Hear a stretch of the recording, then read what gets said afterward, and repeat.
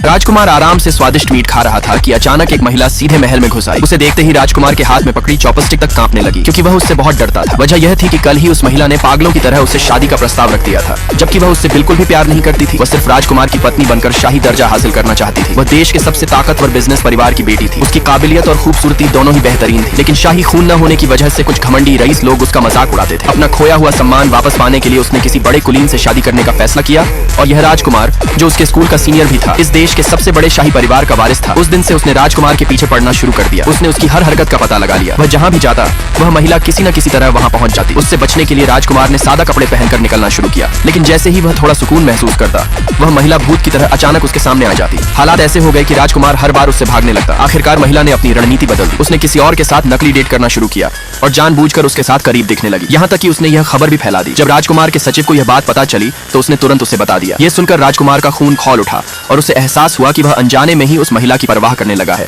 लेकिन एक राजप्रतिनिधि होने के नाते उसे युवा राजा के साथ एक बड़े समारोह में जाना था, जहां बेहतरीन कंपनियों को सम्मान दिया जाना था। और हैरानी की बात यह थी कि उस कंपनी की डायरेक्टर कोई और नहीं बल्कि वही महिला थी। सबके सामने लाइव प्रसारण में उसने खुद को पूरी तरह संभाल कर रखा और कोई अजीब हरकत नहीं की। इससे राजकुमार को थोड़ी राहत मिली, लेकिन तभी अचानक उसने फिर कुछ ऐसा किया कि वह पूरी तरह चुप हो गया। उसी पल उसने तय कर लिया कि वह कभी उससे शादी नहीं करेगा। लेकिन उसी रात उसने एक भयानक सपना देखा, जिसमें महल में आग लगी थी और पिछले राजा की रहस्यमयी मौत की सच्चाई सामने आई। डर के मारे उसकी नींद खुल गई और अगली सुबह बहुत जल्दी उसने उसी महिला को बुलाया और बिना देर किए उससे शादी का प्रस्ताव रख दिया।